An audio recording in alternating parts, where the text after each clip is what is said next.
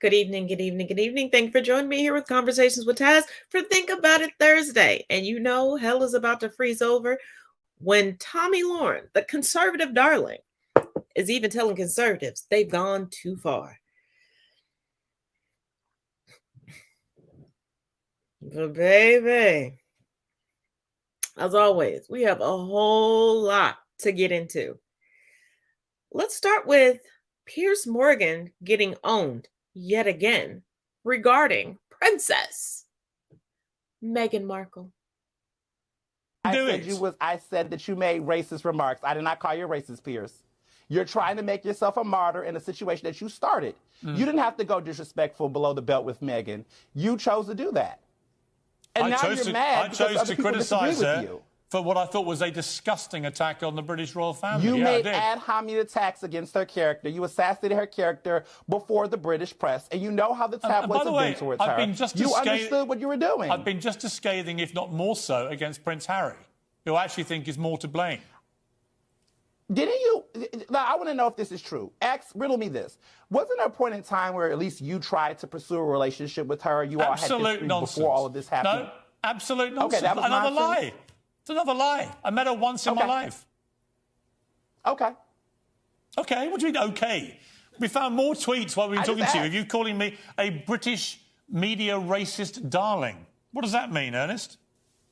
What does that mean? It means that you have recently chosen, lately in your career, for whatever reason, you went the road of basically baiting into a lot of the biased coverage of Meghan Markle. Absolutely. And a lot of it has been this is the problem. A lot of it Ernest. has been targeted towards her in a biased way. And come on, can you admit that the coverage around Meghan Markle has been racially biased? Can you admit that? Absolutely not. Not talking about your work. No, I think but in general. I think it's another load of absolute hogwash. Nonsense. So you're dismissing the role of race in all of this. You don't think none of this has a role I'm in saying any of the British media. The British media has never been racist about Meghan Markle. Okay, that's just a lie. And we're going to agree to disagree. It's not a lie. It's a fact. Disagree. It's a fact. No, it's not. What is a lie? No, it's not. What is a lie, Ernest, is you telling people repeatedly, I'm a racist, and then you can't produce any evidence other than it's your feeling. I said you made a racist tirade. Yeah. And you're offended, but here's the thing: you're blaming me for the criticism. I'm not offended. You said you're blaming me as a high influential black person, calling a black out your American. Lies, and by the way, it has nothing again. You're blaming me for your criticism. It has nothing to do with your skin color, Ernest. I don't care. But you literally said you said I was a black influential person. You named my race. You said you're a black influential person, and that's why people thought that way. I think when so why did you bring my race into it? I think when high-profile black people like you go public on Twitter. Okay, high-profile black people like me. Go ahead. Go public on Twitter and call me a racist. You went public on Meghan Markle. Continue. People believe it. And you know what? It's a And people believe what you said about Meghan Markle or no? It's a lie. Anyway, we've got to leave it there, and it's been lovely catching up with you.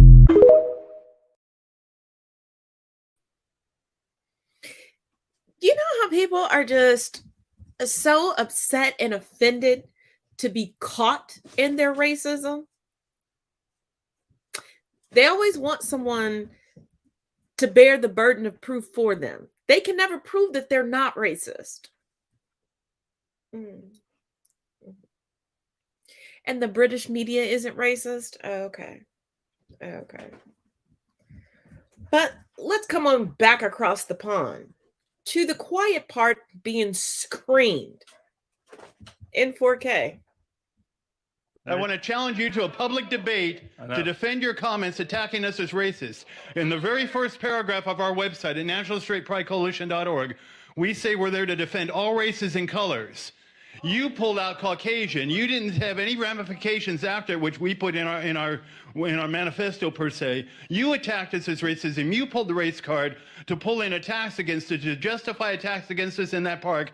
And when they come, you're going to turn right around and say, well, we deserved it. We haven't done anything. We're a totally peaceful racist group.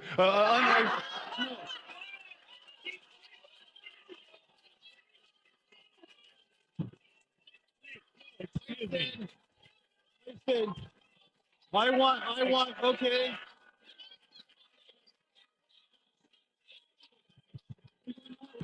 We say we're here to defend all races.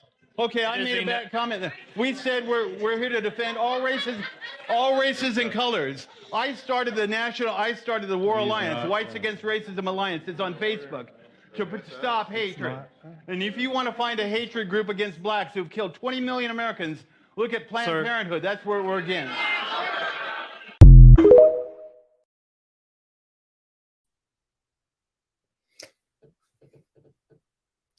Love how he slipped up and then turned around. Like, y'all didn't hear that. And then he goes, I slipped up, but I'm not racist. I started a movement on Facebook only. And if you want to know who's killing black people, let's look at the white people behind Planned Parenthood. Not my white people that are racist against everyone else. Those white people. Oh, Tay.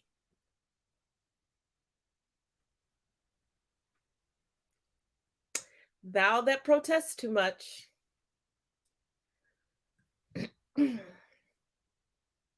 Now, I've touched on here and there the whole Cop City situation, but I like for people who live in the area to tell their own stories. So pay close attention. This is going to be a little bit of a long one. Good morning. Either I'm starting to lose it or someone's not telling the truth. So help me out with this one. Last night, there was a music festival / protest for Stop Cop City just outside Atlanta. Sean Keenan is a New York Times reporter who was covering the event that apparently had a bounce house. Now, while at this music festival, this group of protesters in black bloc and camo walked through. So these are the music festival attendees. And then over here is this like parade of people who don't really look like they're attending a music festival. Shortly after that, those same people are seen here throwing fireworks at the police. Okay. This is a better look at those folks, and I don't know what those guys are carrying. It looks like a bazooka. And then there's video of this guy in a red hat just casually watching them light fire to this piece of construction equipment. This is what the scene looked like afterwards. And the New York Times reporter notes that no arrests were made at the scene. No one in the camo or in the black bloc got arrested by police who were being hit with fireworks and watching different pieces of equipment be lit on fire. The police never drew their weapons, and no cop cars surrounded them or kettled them. Instead, the police went back into the woods to that music festival and arrested 35 people. When the riot was taking place, the police noted that these protesters appeared to be mostly white males. That is the police's own description. And the people who got arrested were mostly black or indigenous and dressed like this. Now, you could change your clothes, of course, but they arrested these people while they were sitting in lawn chairs by their tents. And then the New York Times published a story with the headline, "Protesters Torch Cop City." And it was only the New York Times, the Daily Mail, and Fox that was reporting on this at all. And Marjorie Taylor Greene was the first to tweet, "Antifa torches Atlanta Public Safety Training Center," and then said tomorrow she'll be introducing legislation to declare Antifa as a terrorist group. But again, no masked protesters were arrested. Obviously, people were throwing fireworks at the police. They lit a construction vehicle on fire. There was like 2 other small brush fires. All those folks, hundreds of them, breached that first gate and were like right up on the Cop City territory. Why didn't they go after those folks? How did they not kettle those people? How are we not seeing all of those people arrested? Who's the guy in the red hat and who's the two people in the green hats behind him? I am admittedly not like a person who covers protests all that often. So maybe you guys know, like, are those people watchers? There's some sort of like legal watchers of protests. Is that who the guy in the red hat was? But why didn't they arrest all those people throwing fireworks at the police? And why did they pull a gun on the bounce house? It's just like math ain't mathin'. Please stop. I need you to know about this. We are fighting tooth and nail to stop Cop City. In Atlanta, the South's most progressive city, an 85-acre, $90 million police training facility is being constructed, and what some see as another step towards police militarization. And for those who are unfamiliar with Cop City, here's a brief summary. Construction of a $90 million state-of-the-art police training center protesters call Cop City. The facility will be developed on one of the largest green spaces in Southeast Atlanta, which has a history of oppression. All of it. It will be clear cut. They cannot wait. They just want to go in and bulldoze everything and then write the history the way that they want to write it. The fate of the forest is up in the air as the police and forest defenders both refuse to back down. Those people, to me, through their acts, are actually domestic terrorists. Major corporations are pouring millions into this project, financially pressuring politicians to build Cop City. Why did you vote to approve this facility? Surrounding neighborhoods that are more than 75% Black say their concerns have been silenced. Our opinion doesn't matter. It doesn't count. It's disrespect. And that's what folks who live here ought to be just enraged about. A survey posted by the AtlantaDSA.org found that 98% of those surveyed oppose building Cop City. This is an environmental issue in that the site is one of the region's largest remaining green spaces. This is a social justice issue in that more than 250,000 civilians are injured each year by police. This is an issue for Atlanta's faith-based community who are rallying to stop Cop City. And this is an issue for all of us who live in fear of further police militarization and increased authoritarian rule in America's cities. Our mayor and our city council could reverse course. They could scale back the project. They could relocate the project, or they could simply renovate the existing training facility. And note, Cop City is currently costing taxpayers $1.12 million per month. And no ground has been broken. That's the current cost of simply protecting the space and keeping forest offenders out. So, what can we really do about this? We need to keep protesting and raising our voices to bring awareness to the issue on social media and in person. Those people who we elected can still stop this. We can also boycott these businesses. They are the main funders contributing to Cop City. And if Cop City is built, we can then vote these people out. Each and every one of them. Today, we can make a commitment to find better candidates, support better candidates, and then elect better candidates to truly meet the needs of this city and serve at the will of the people who live in this city.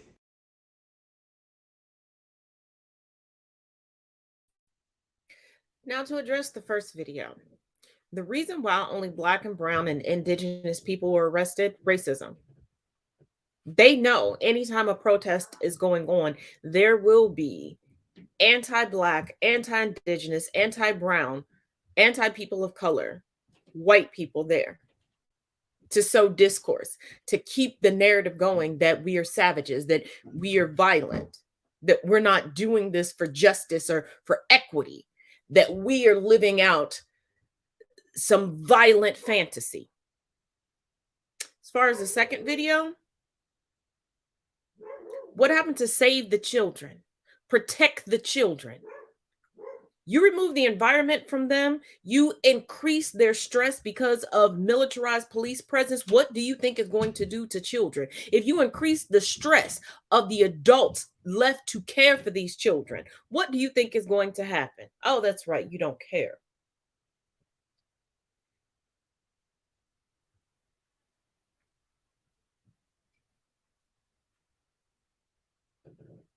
The only time you care, want to listen to a Black voice is when that Black voice is cooning for you, when that Black voice is perpetuating their internalized racism, their internalized white supremacy. Oh, and if you think I'm joking, look at how much money they paid Chris Rock. Oh, and we're not done with him yet. Take a look. $20 million for the Chris Rock Netflix comedy special. Less jokes, more encouraging the audience to laugh at people and ideas. But a great indication for how valuable anti-black speech is done by a black man.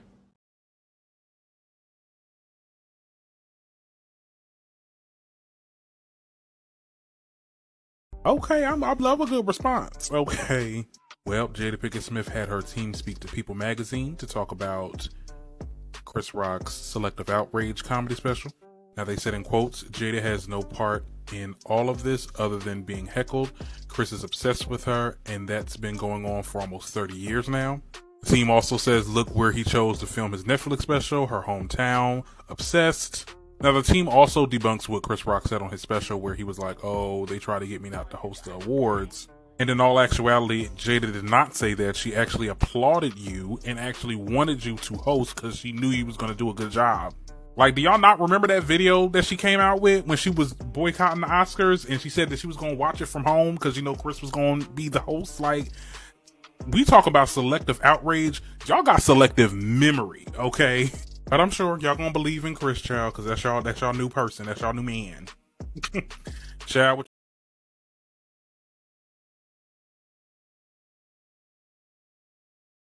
I'm a Congo.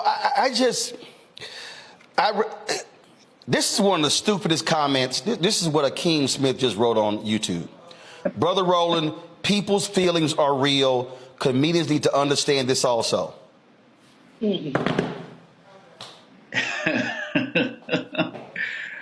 Wow. You know, I think one of the challenges here is that what it really comes down to, particularly with black comedians and black entertainers in general, is that mainstream society takes our black comics and looks at them as leaders in our community, as opposed to being comedians, right? Sustained. Go ahead. when Steve Harvey, wrote his book, you know, Act Like a Woman, Think Like a Man, people were calling him the relationship expert, as if they're not, you know, black relationship experts out there. When Chris Rock did the documentary, Good Hair, a few years ago, people were talking about him as a black hair expert. And when there's issues going on in the civil rights in the black community, who do people call? Charles Barkley to get up there and speak. And then in places like Fox, you get the Diamonds and Silks. And so people take these folks who are not serious as relates to leaders in our community, and because they don't really respect black intellect, and won't do the work to call up the Roland Martins or the Dr. Malveaux or the Laurens like we have on the Black Star Network every single day. They put these guys in the place of our leaders, and then they attach all these expectations to them that they don't attach to other comedians. As someone who teaches on a college campus, I know that there are a lot of... That's what we're not going to do.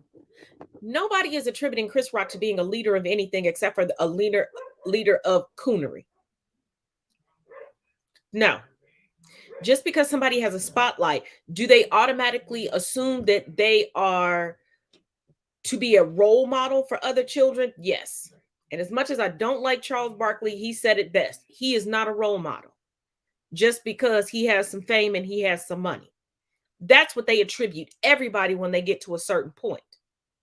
The difference between black comedians and every other comedian, when we call in our comedians for being problematic, there's always somebody caping, or tap dancing for them.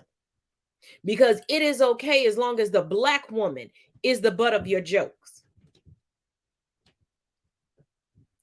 See, a black man is the mandingo until another black man comes into the picture. Then it's okay for him to play the victim when it comes to that black man, but he can't be the victim of the society that victimizes him every day. Play that back and listen to it again. See, what we're going to need to do is stop excusing problematic behavior. See, it's protect all black women when it's time, until it's time to actually protect us. Then it's throw us under the bus and everything is our fault except for success. And if we achieve success, then it's attributed to Illuminati.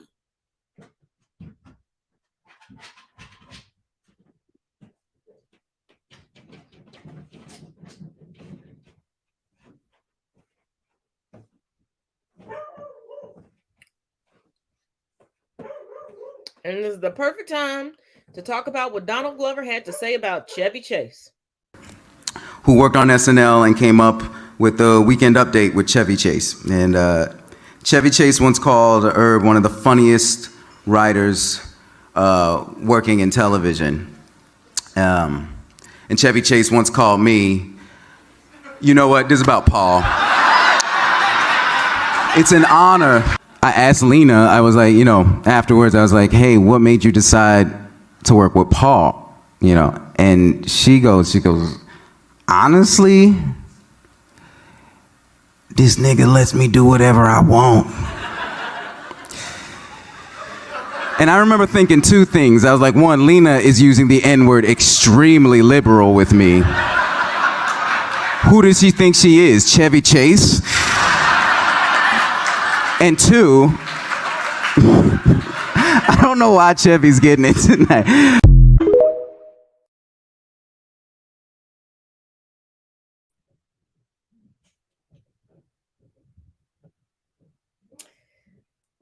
Chevy Chase is what Malcolm X was talking about when he was talking about liberals. Liberals are more covert with their racism as opposed to being overt with it. And they'll wait until you're behind closed doors and it's only the two of you. So it's their word against yours. And who do you think society is going to believe?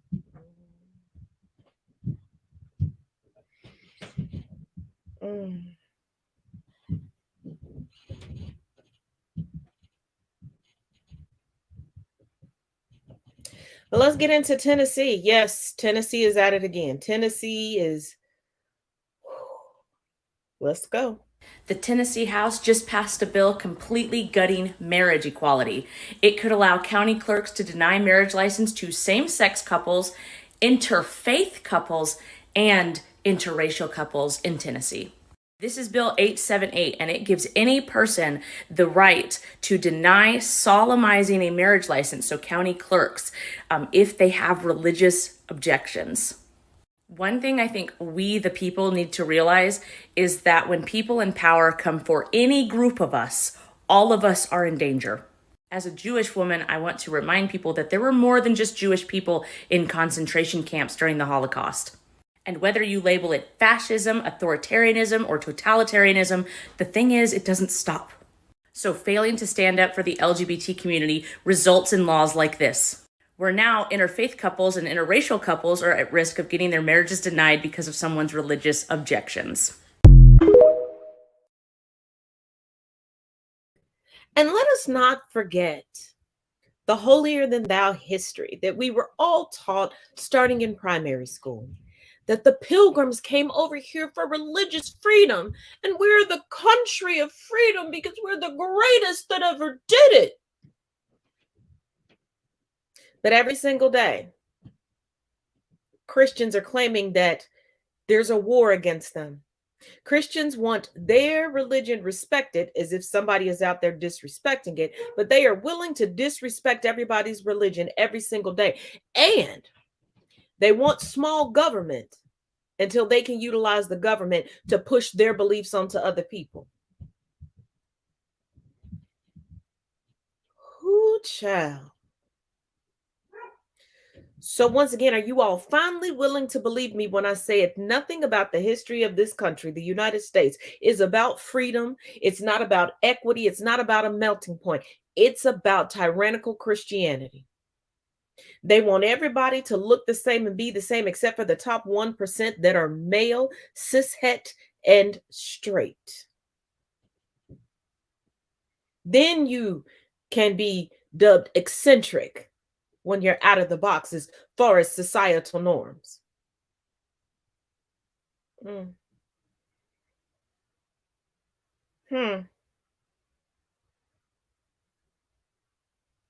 Let's lighten the mood a little bit. You do so much. There's so much music that you do. This is kind of off the cuff, but would you like to jam with my band before you go? Do you want to play anything? You do anything you want. You want to play some drums with us? Okay. You do? Yeah. Come on, let's go. I'm not a drummer. No. But I love the drums. Anything you want. I'm going to hold on to you because I got these high heels on and, going up. I'm walking with the queen, y'all. Oh, right. Yeah. Wow. And I want to play too, so whatever you play, we're going to jump in with you. Okay, well, be ready to jump back in, because I don't know. I ain't no drummer. This is like the inner sanctum. You're not going to get this. You're not going to get this on any other show, folks. You know what? I'll tell you what. Yeah, I'll hold it for you. I'll hold it for you. I'll hold thing. it for you. Give me one of them shoes. I'll put it on the piano. Yes. Yes. Yes. Right here. Okay. What? Give a little bit. Give a little bit.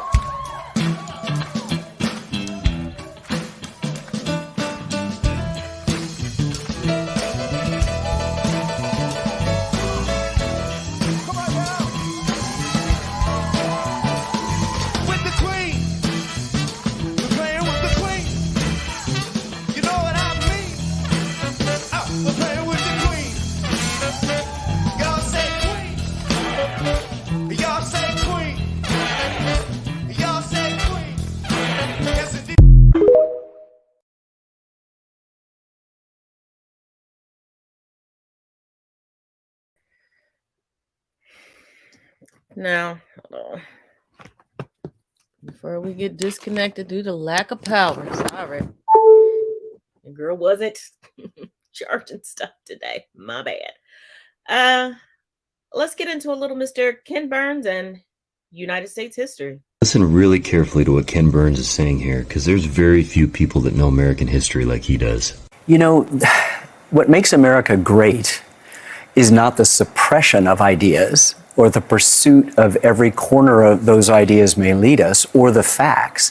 It's about who we are and how we investigate who we are and celebrate the diversity of who we are. All of these bills that DeSantis and others are doing limit our ability to understand who we are and are not inclusive. They're exclusive. They're narrowing the focus of what is and isn't American history. It's terrifying. It feels like a Soviet system, or, you know, the way the Nazis would build a Potemkin village. Tucker Carlson's doing the same thing with the footage from 1/6. It's just a kind of rewriting of history at the most dangerous level. It's a huge threat to our republic. I'm doing, Don, a film right now, working on a major series on the history of the American Revolution, and I can tell you that Thomas Jefferson and Thomas Paine and George Washington and John Adams and James Madison and Alexander Hamilton are rolling over in their graves if they think that this person is carrying the mantle of what it is to be American. You're such a treasured chronicler of history and of our times. You know, I was reading something you said about race and how it's like touched almost every project you've done when you speak about that. How do you think that we'll look back and reflect on the period that we are living in now? Well, I think there's some really positive aspects, and I think part of what we're seeing in DeSantis and others is a kind of reaction to anything that makes it nothing but a kind of neat, tidy, white picket fence, morning in America kind of view of things. This is a complicated world, and race is in everything we touch, not because I'm looking for it, but because we were founded on the idea that all men were created equal. The guy who wrote that owned hundreds of human beings and didn't see the contradiction or the hypocrisy. And so our whole story is based in a discussion in race, along with the meaning of freedom. And that's complicated too, because freedom, what I want, personal freedom, comes into conflict with what we need, a kind of collective freedom. So there's that great struggle. Why are you so frightened of telling your children about the struggles? We go to gym class at 6 years old and have somebody yelling at us that we're not doing something right, but somehow you can't move over to history and find out that something in the past wasn't quite right. This doesn't make any sense. It's a disconnect. And what its attempt is to narrow, as I'm saying, our view of ourselves into one narrow thing as our country becomes more diverse, which is wonderful, and more complicated. And this country has always been diverse, and we need to stop selling the narrative that there was one point in time at any point in the world that it was just 100% white. No. The hypocrisy that comes in saying that, every man was created equal is in the fact that they use eugenics and pseudoscience to say that certain pigments of man were not human, were not humane. They knew exactly what they were doing, just like they know now. And years from now, when people look back upon this period, they're going to be like, duh, they learned nothing. Because we keep repeating the same history with a few caveats here and there within the United States, because the United States refuses to address its history. The United States will address everybody else's history and criticize everybody else and claim that we must wage war on this country and this regime and that regime for the sake of equity and equality. But everybody is learning how to discriminate because of the adolescent country that is the United States. The country so full of itself that it markets itself as the greatest nation in the world as an adolescent. That seems very on brand and very apropos.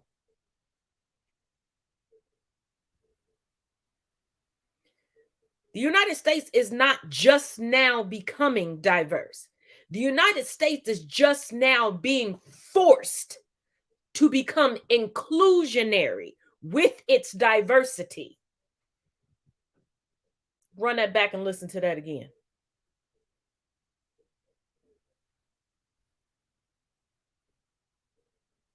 See, the United States is the biggest propaganda machine ever. Forget about North Korea. The United States not only has a PR campaign for the rest of the globe to look a certain way. That's why people come here and are shocked and so verklempt as to what's actually going on. They have a major PR campaign going on within its borders, within its territories. This is why people are struggling and suffering within the borders of the United States, but will still take, well, everybody wants to come here. It's great. No, everybody doesn't want to come here. These people have no other choice because the United States has decimated and destroyed their homelands.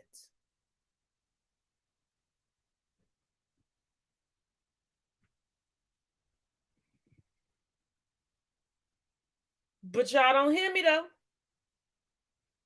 See, you're not ready for the real conversations. You're not ready to really dismantle things. You're not ready to really learn and educate yourself.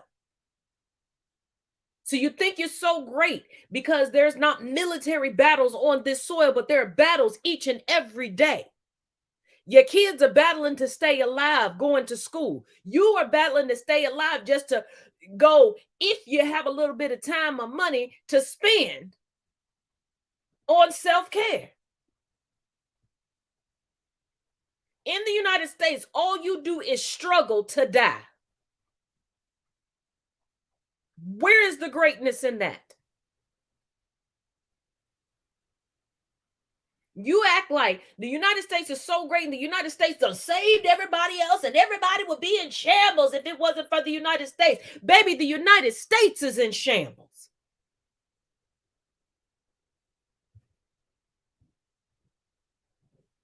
But let's run this ad and we'll come back and get into more of it. See you in 2 and 2. Go refill your cups and your snacks. Ew.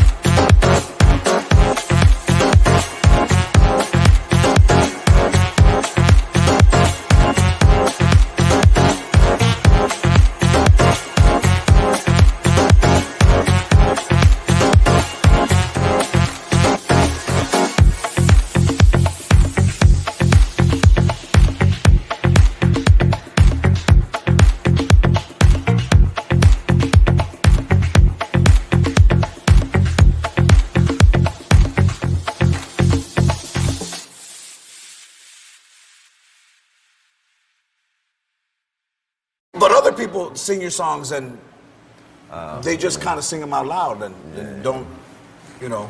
I don't what mind, have you heard? I don't mind fans singing the songs. My problem is when the industry covers the music. See, covering music means that your version doesn't exist anymore. A lot of times people think I'm doing Sinead O'Connor's song. Right. And Shaka Khan's song, when in fact I wrote those songs.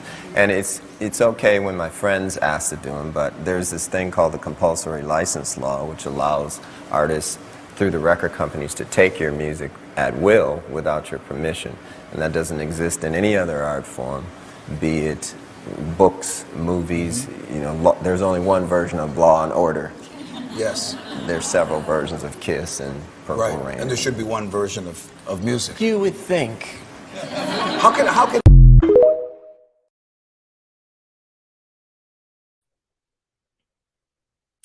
Just a little food for thought from the king himself. Now,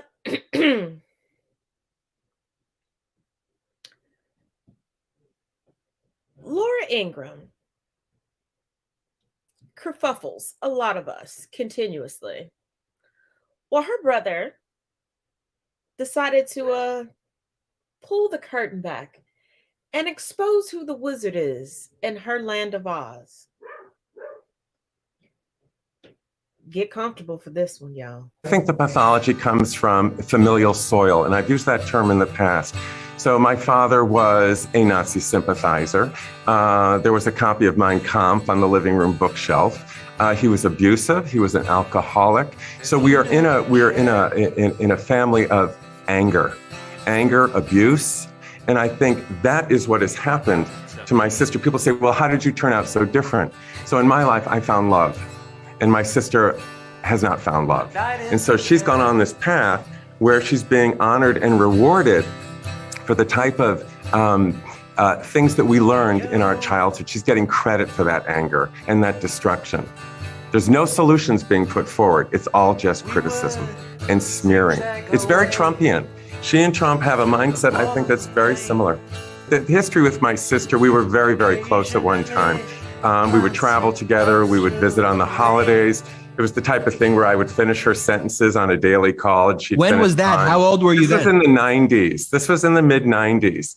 And what happened was the relationship started to fray when she took a stand against gay marriage. And so she had experienced my relationship with my partner of 12 years, who I ushered to death's door. And so when gay marriage came up, she took a stance of, no, we're just going to have to agree to disagree on this. And so I kind of pulled back a little bit from her. But then later on, I was online and I saw a blog of something that she had done while she was at Dartmouth. So she was the editor of the Dartmouth Review, which is a conservative rag paper, she and Dinesh D'Souza. And it was before technology, so there were no, phones, cell phones, or, computers. But she sent her reporters in undercover, and they took the names of the people that were in that Gay Alliance meeting, and they published them in the paper. And in this blog that I read, it said that one kid actually committed suicide. Now, I can't verify that, but when I saw that, I sent her an email and I said, Laura, is this true? And she wrote back, it was legal language. I do not respond to blah, blah, blah. And so in my heart, I knew she's guilty. And so that's when I really pulled away. And it was, of course, when she went full blown Trump, in 2016, that I could not stay quiet any longer. And I'm just kind of calling out hypocrisy as I see it. Her statements, her meanness, the way she's smearing people. I mean, you look, it all started with LeBron James, taking the knee and her saying to him, just shut up and dribble. I mean, I don't understand that type of person that attacks like this.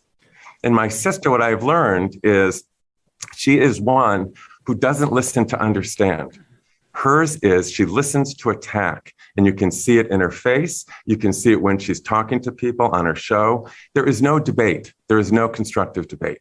She has no expertise. This is what I'm saying. But people listen to her and they think, oh my God, she is the pillar of truth. She knows her facts. She does not. She is spinning. So she's a spin artist. And so these people, it's easy to buy into her spin because anger is easier than, constructive solutions. I cannot stay quiet. And there is, we have history in common, and I know things, about her.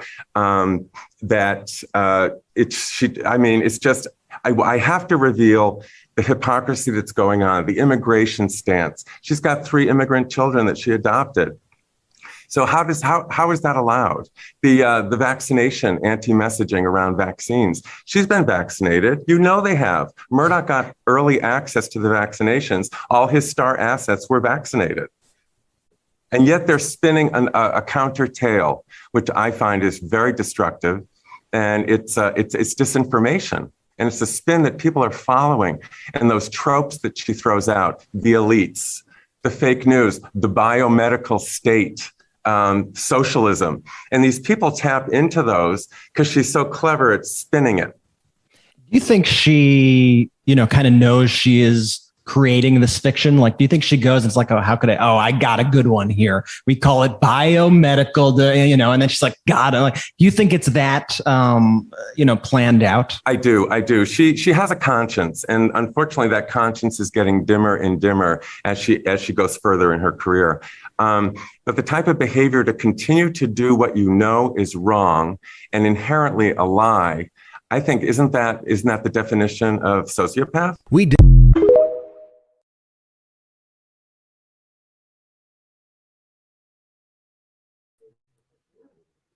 No, not her gay lover. His. He's gay. He's a member of the LGBTQIA plus community.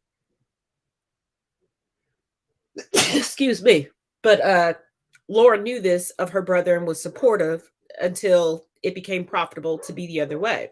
Just like you heard, she's adopted children who are immigrants. She's vaccinated. But as we learned with everything, conservative GOP, specifically Fox, that was started to be basically government-run conservative television.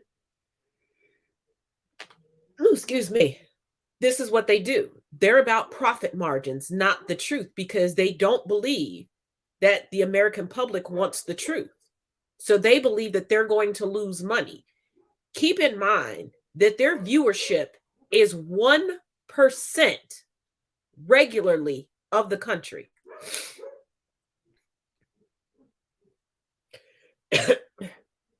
Yeah.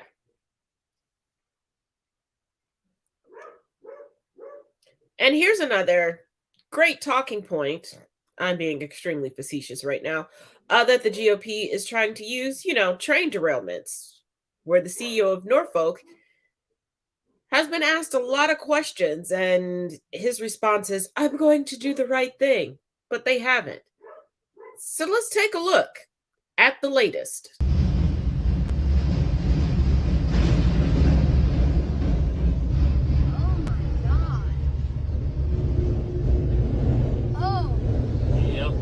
That just happened. Oh my gosh. That's called a train derailment. After seeing another Norfolk Southern train derailed this weekend, I was reminded of the fact that the company wrote to shareholders stating that it is focused on DEI. This administration's focus on DEI is forcing private companies to rethink their goals, and one has to wonder, was Norfolk Southern's DEI policies are directing resources away from the important things like greasing wheel bearings? Y'all, this insanity must stop.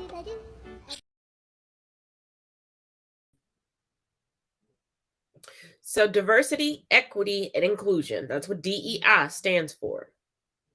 That's the reason why there's so many derailments from Norfolk. Not the fact that Trump himself bragged in 4K on international television in front of stacks of paper to really illustrate what he had done, that he had taken regulations down from here to here. that he had rolled them back to the 1960s and wanted to roll them back even further. So being diverse, equitable, and inclusive means that as a business owner, you don't know how to diversify? That's bad business. That's bad business 101. We haven't even gotten to 102, let alone 201 with this one. Isn't it amazing that every time white folk too close to the sun and mess things up for other white folk, because they don't care about messing it up for the rest of us, non-white folk get brought up in the conversation and we get blamed. I was waiting for him to say it was Aunt Jemima's fault. Because as a black woman, we're used to it. We take it on the chin at this point. We carry it on our back that we get blamed for everything. Let me guess. Next is going to be single motherhood. Because they never talk about single fatherhood. But that's why rules and regulations were rolled back. And you saw the video of the train derailment. That's poor maintenance.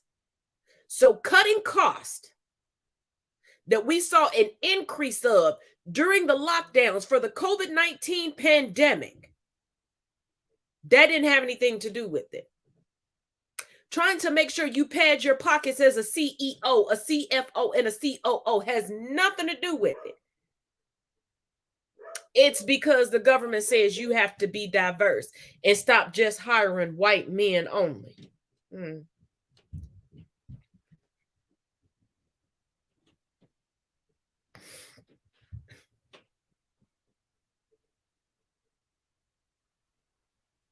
Now, from one crock of shit to the next. Now, we know about DeSantis' term at Guantanamo Bay, but remember, he said that he was a Navy pilot. Well, freedom of information is a motherfucker. Y'all want to know the real reason why he is trying to dumb down the country, starting with Florida, that already gives us Florida man and Florida woman? Hey, listen, I don't know if this is it doesn't get any fucking better, or if this is you can't make this shit up. Possibly both, but a FOIA request by Jim Laporta produces this Navy document showing DeSantis was an assistant urinalysis coordinator in the Navy, not a fighter pilot, as he claimed. An assistant coordinator, not even the top urine analyzer. You can't make this shit up, people. You cannot make this shit up. From a fighter pilot to catching piss. And I'm wearing the flight jacket today in honor of my fellow Navy pilot, Governor Ron DeSantis. Now, I was just a recon pilot, Top Gov DeSantis, if you believe his campaign ads, was strapping on fighter jets. You remember this one, right? Wait, not that one, this one. Good morning, ladies and gentlemen. This is your governor speaking. Today's training evolution, dogfighting, taking on the corporate media. Don't accept their narrative. It's wrong. It's a fake narrative. I just disabused you of the narrative, and you don't care about the facts. All right, ladies and gentlemen. A few notes as an actual Navy pilot. One, that is not a well-fitting helmet. And two, don't accept their narrative. I just disabused you of the notion. That's not how Navy pilots talk. Maybe because Ron DeSantis was never an actual Navy pilot. In fact, it's not how normal people talk, period, unless they're auditioning for something. Kind of makes you wonder, what did Ron DeSantis do in the Navy? Looks like we have our answer. See that part underlined in red? Urinalysis coordinator? Wait, not even the urinalysis coordinator, but the assistant urinalysis coordinator. This is from a Freedom of Information request that just turned up. And yep, that's the governor of Florida. Look, I had buddies in the Navy who got stuck with that job. The assistant urinalysis coordinator was either the most junior officer in the squadron who was, let's be honest, getting hazed, or the one who wasn't on flight status for whatever reason and couldn't do much else. I remember every year having to go see the coordinator for the annual test. His duties consisted literally of rounding up all the members of the squadron, watching one by one while they peed in a cup so they couldn't cheat, putting lids on plastic jars, and making sure they were labeled. Let's just say it's not the kind of thing that screams future commander-in-chief. It was one of the most demoralizing jobs there was. There was just this defeated look in their eyes. I remember thinking, I am lucky I am not that guy. And yeah, most people graduated out of it, but it was always kind of a joke afterwards. All kidding aside, here's why it matters. This guy is running for president. He is going to try to convince people that he's some kind of badass. He's not. He was a JAG, a Navy lawyer with the collateral duty of assistant urinalysis coordinator. But I can almost guarantee you that at some point, he or his campaign consultants are going to say he was on the front lines in Iraq, outside the wire, fighting alongside Navy SEALs. Don't buy it. Do you ever wonder how George Santos got as far as he did? It's because not enough people questioned his BS. And now we are watching it happen in real time with a frontrunner for the Republican presidential nomination. Do not let Ron DeSantis get away with it. Okay, I gotta say this. Every job in the Navy does matter, from pilots to line cooks to, yes, assistant urinalysis coordinators. One team, one fight, as we always said. So, Governor DeSantis, I have to say, thank you for your service. Just make sure you get that lid on tight. It's pretty clear that DeSantis has had his eye on the Oval Office for a while. And that's why he buddied up to Trump. That's why he distanced himself from Trump when he did. He is very calculated. And this is why he started playing up his military service, because we know all the jokes about, General Bone Spurs and, the Tangerine Fiero and everything else surrounding Trump. The one thing he has over Trump is that he served. And let's not forget what happened with the good old Bush boys. They were able to slide in on that Republican ticket because far too much of the United States is conditioned and indoctrinated to bootlick police officers and the military, regardless of the stance. You were taught, and it is ingrained to you, and you were shamed publicly and or privately if you're not, yay, pro-military. Oh my God, you were in the military. Oh my goodness, let me do this for you. It's a choice, just like everything else. It is a choice. And if that's what you choose to do, that's what you choose to do. If we're going to be sycophants for careers, why don't you feel that way about a teacher? Why don't you feel that way about a nurse? Why don't you feel that way about service workers?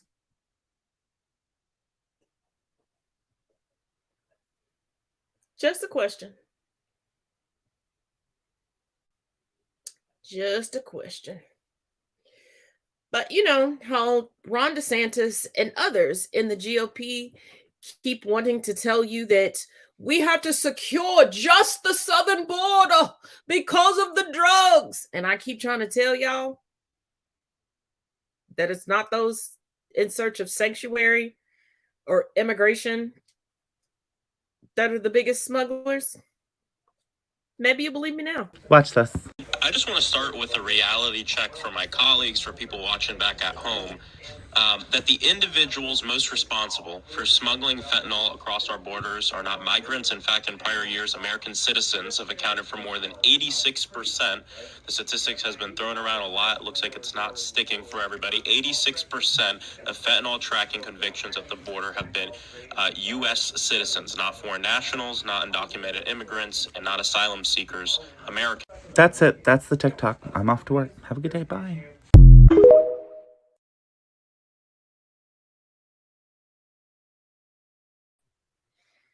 Yeah, because if you've never been a migrant or someone searching for sanctuary and been searched at the border, your only point of reference, if you've actually ever traveled outside of the United States, everybody isn't searched the way that you are.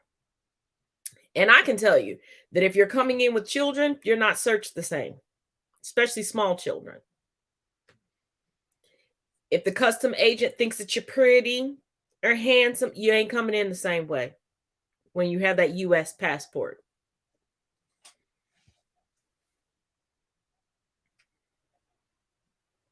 But protection for protection.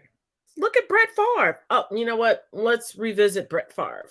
So, Brett Favre is still in one of the largest welfare fraud scandals in Mississippi state history. But he recently filed 3 defamation lawsuits against Shannon Sharpe, Pat McAfee, and the state auditor of Mississippi, Shad White. Now, generally in a defamation suit, the plaintiff needs to prove that the defendant negligently made a false statement to a third party that was positioned as fact and caused harm to the reputation of the plaintiff. But for understanding Favre's situation, let's split the defamation cases into 2 groups. First, Favre claims that Shannon Sharpe defamed him when he said, "You got to be a sorry mofo to steal from the lowest of the low." And that McAfee defamed him when he said and tweeted, "Get money out of probably the portion of the world that needs it the most." However, a legal expert with MSN claims that Favre's suit will be difficult because he is a public figure. To prove defamation of a public figure, you have to prove actual malice, aka that Shannon Sharpe and McAfee knew the statements were false but made them anyway. Now, the suit against the state auditor Shad White is a lot more messy.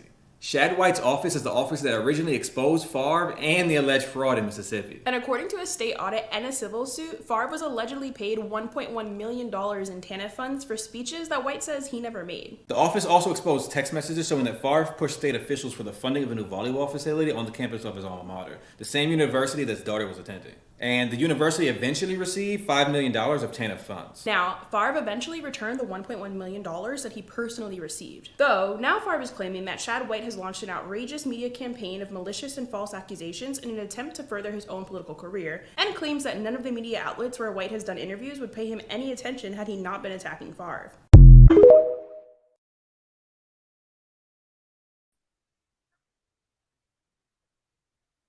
Let me translate that for y'all. Brett Favre got busted. Brett Favre was mad he got busted.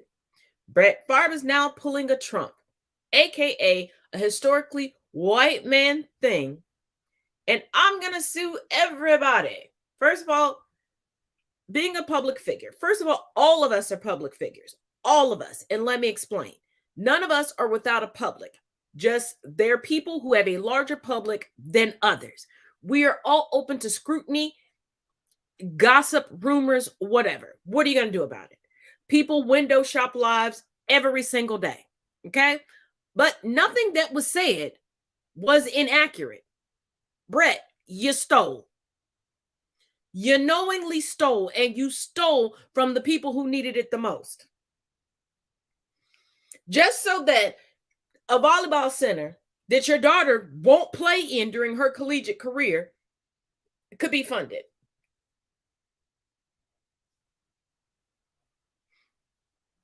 Did you not learn from the Hollywood elites that tried to buy college degrees from their kids that people are cracking down on this?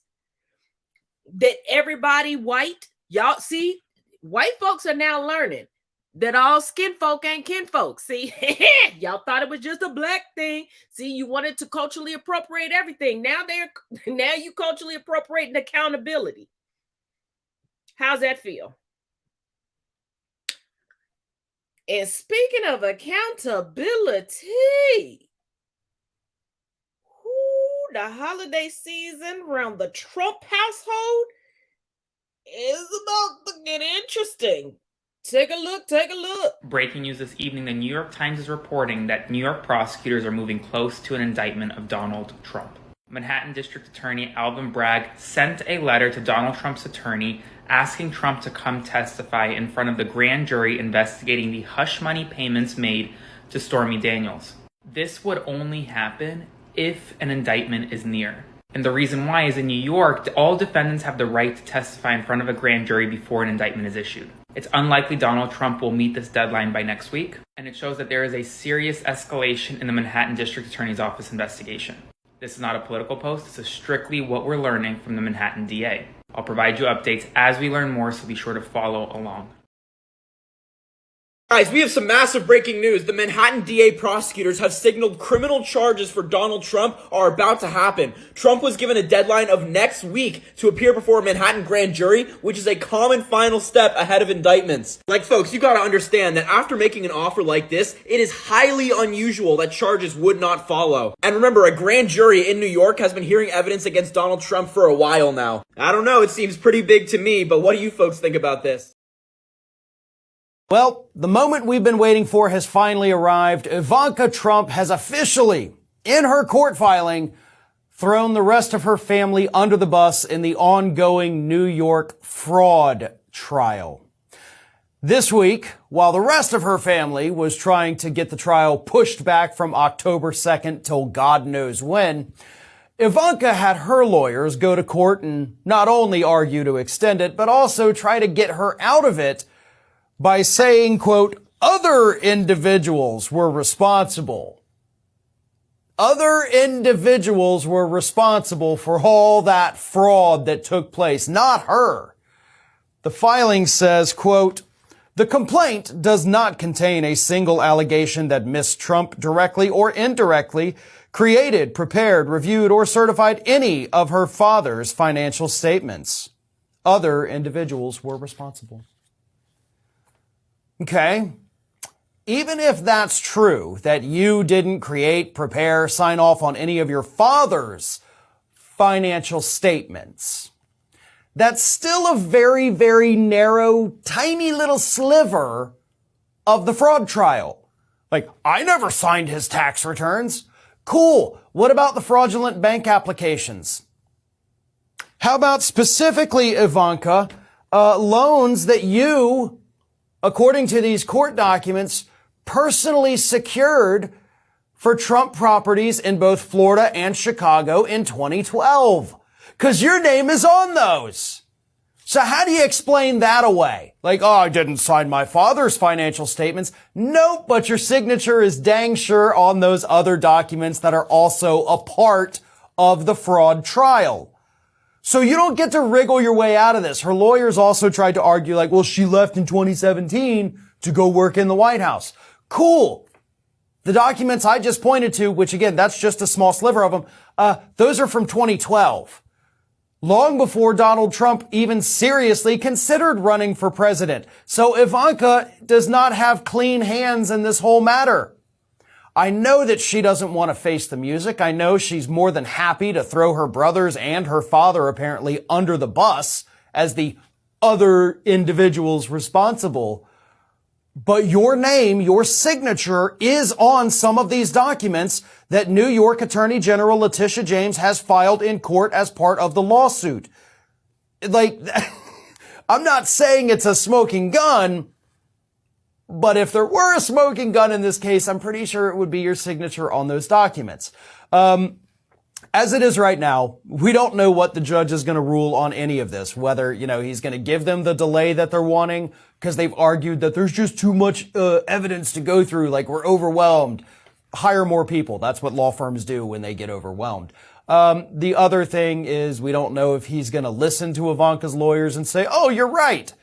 Your signature wasn't on this one thing that you said. It's on all these others, but let's ignore those and we'll let you off the hook. There is a hearing coming up on March 21st. That is when Judge Arthur Engeron is going to rule on all of this.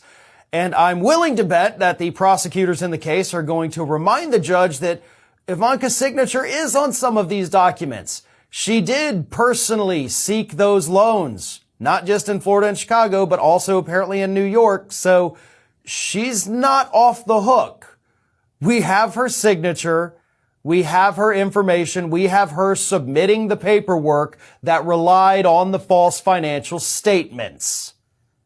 So you want to let her off the hook? I guess that is up to the judge, but the evidence would suggest right now she's at least as implicated as the rest of the family.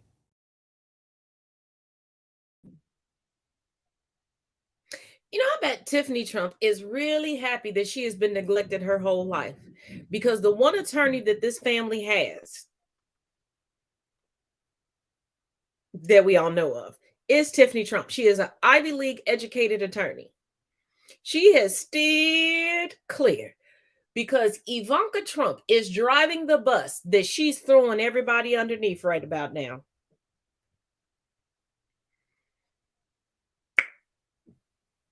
She took everything that Donnie Sr. taught her and was like, don't believe me, just watch. Because her daddy is the grand poobah of let me use you up and then use you as a shield. And she sat back and was like,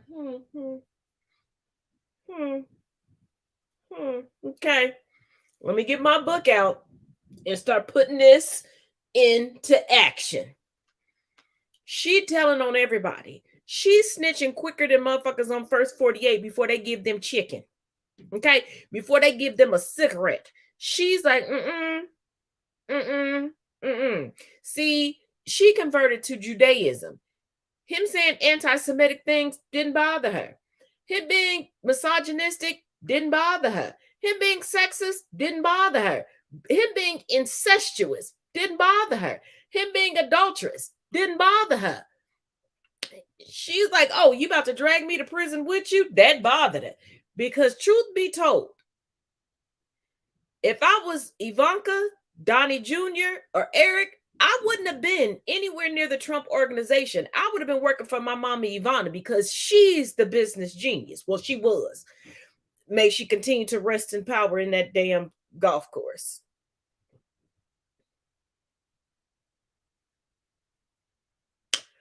But I love this for the Trump family. See, this is what happens when the individualism of the United States seeps into the family structure of white folks. White folks are so individualistic, and then get in, they feel, I can't believe didn't nobody have my back. When did you have somebody back, boo-boo? You want to reap the rewards of everybody else's work, but you don't want to split your rewards that you got off of somebody else's back. I love this for them. I love this for them.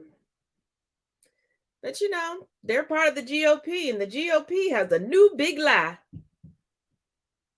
So then their big lie now has to stretch all the way over January 6th. We have to disbelieve the evidence of our own eyes, of our own ears. We saw them come and descend upon this chamber, this Congress, wounding and injuring 150 of our police officers, breaking people's noses, breaking people's fingers, putting people in the hospital. And already they're back on the news with big lies saying, no, it was a tourist visit. Like these real tourists up here who have to come and watch representatives in the United States Congress say there's no difference between truth and lies.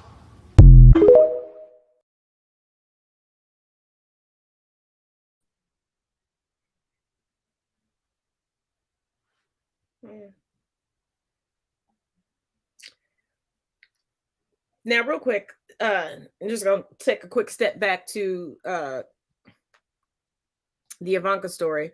I was going to try to type it out while the last video was playing, but here's the thing. They're all going to jail. Let's take a stroll back down memory lane.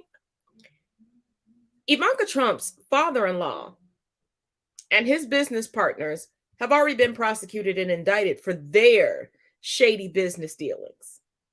See, she comes from a shady business family and married into a shady business family.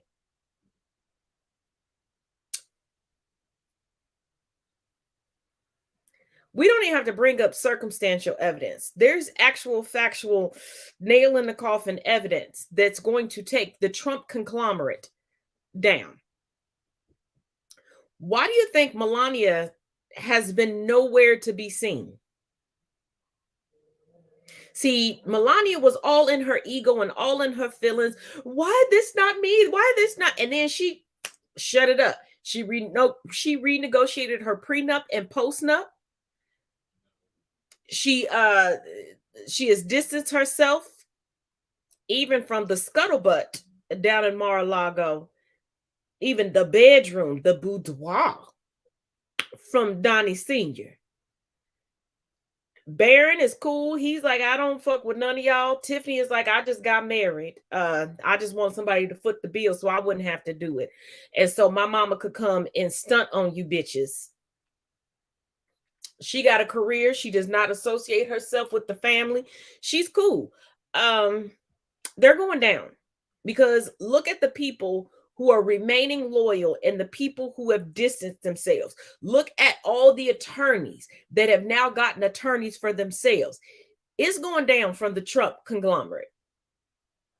Hell, when their former CFO turned state's evidence on them, baby, woo, it's the larceny. It's the larceny. Wouldn't want to be them.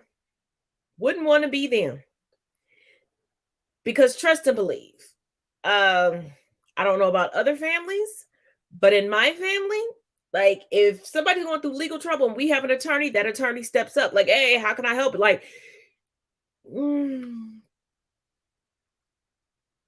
okay. And before we get into this last story of the evening, just a quick reminder, if you like this podcast, make sure you bring a friend along with you next time, and please share this podcast and check out the links and everything in the description of this video, and check out anything that's in the link tree, because you may like everything else. Make sure you subscribe to the channel and click the bell so you are updated on any and all posts that are put up and through. Yay! Also, if you are in the greater Cincinnati area and you're having a problem paying your rent or utilities, hit your girl up. I just found out about a brand new resource today that will be able to help you out. So, people helping people. Apparently, even Fox News is getting sick and tired of the fact that Republicans in the House of Representatives have done absolutely nothing since regaining their power when the new Congress convened in early January. In fact, Fox News host Jesse Waters took a couple of moments this past Friday to call out those Republicans for not only not working, but also for the fact that their investigations so far have been massive flops. So take a look, Fox News host Jesse Waters getting annoyed at his own party for pretty much not doing a single thing in the last 2 months. Here he is. Where are the bombshells? Have the investigations even started? How about what did you know and when did you know it? It's a good question. Where are the smoking gun documents? My producers looked at the House schedule, and the House has only been in session for 22 days this year. They spent 4 days fighting over the Speaker, and so really they've only had 18 days of real work. In February, they worked 8 days. Guys, I know that's a short month, but it's not that short. If their schedule holds up, this isn't even a part-time job. We're paying these guys almost $200,000, and they have a lighter schedule than Biden. We ran the numbers. Biden has worked more days than Congress. So what did we get so far? Well, all we've gotten was an investigation into George Santos's tall tales, right? Oh, and don't worry, the House Ethics Office is also working on figuring out if AOC may have broken a rule for that Met Gala dress.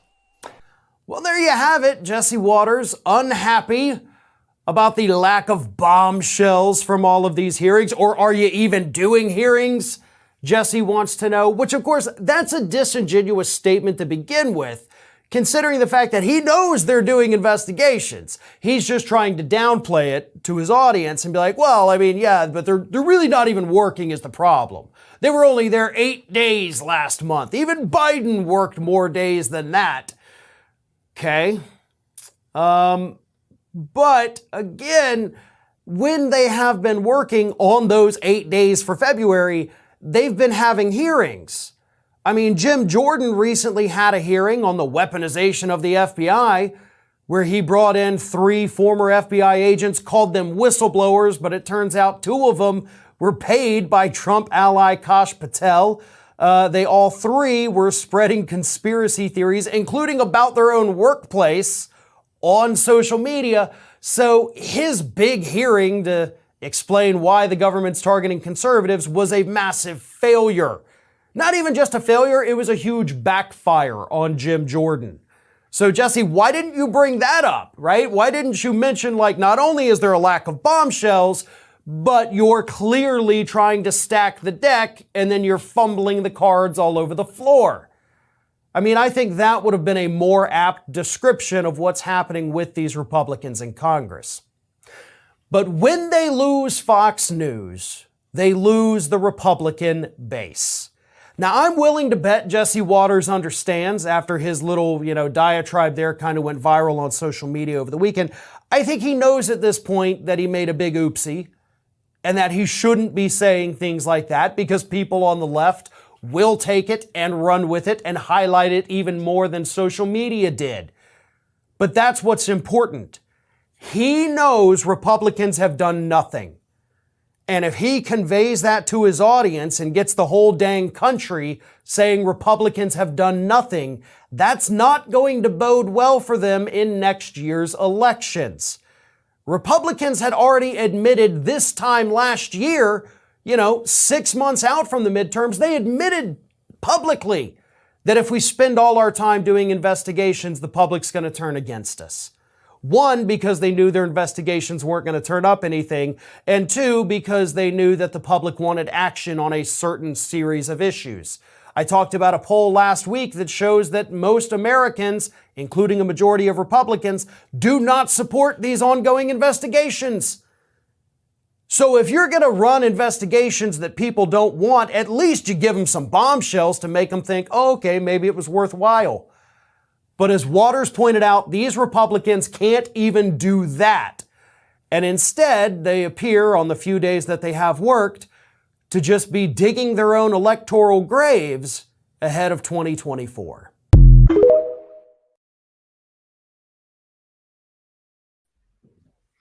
Because let's not forget that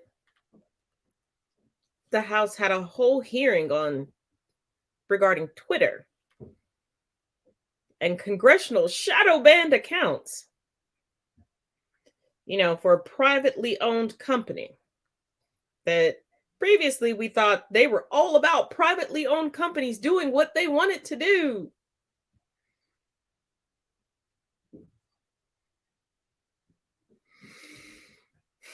Because there's still no impeachment on Biden.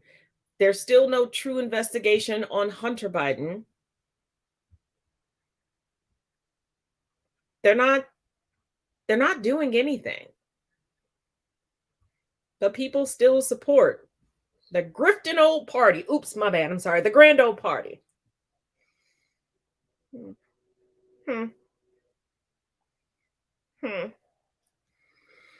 But as always, thank you for joining me here on Conversations with Taz for Think About It Thursdays. I will see you all tomorrow for Freeform Fridays. Remember, tomorrow we start a half hour early. And as always, each one teach one, each one reach one. Let's leave with politics and age. If Emmett Till were alive today, there would be 4 U.S. senators older than him. The history they want to ban is still with us. There are 4 current U.S. senators who are at the same age or older than Emmett Till would be today. Dianne Feinstein and Chuck Grassley both turn 90 this year. Bernie Sanders will be 82 in September and Mitch McConnell turns 81 next week. Joe Biden, the current president, will be 81 November 20th. If he was still alive today, Emmett Till would have been 82 July 25th.